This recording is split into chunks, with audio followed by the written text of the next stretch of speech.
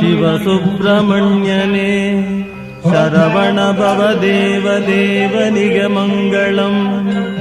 ನಾದವೇದ ಮೂಲಸ್ವರೂಪನೇ ಸ್ಕಂದ ಮಹಾದೇವನಿಗೆ ಮಂಗಳಂ. ಷಣ್ಮುಖ ದೇವ ಕದಿರೇಶ್ವರನೇ ಗುಹದೇವನಿಗೆ ಮಂಗಳಂ. ಕಮಲದಲ್ಲಿ ಹುಟ್ಟಿದ ಕಣ್ಮಣಿ ಕುಮಾರ ದೇವನಿಗೆ ಮಂಗಳಂ. ದಿವ್ಯ ತೇಜೋತ್ತಮ ಆರುಮುಖ ದೇವದೇವನಿಗೆ ಮಂಗಳಂ.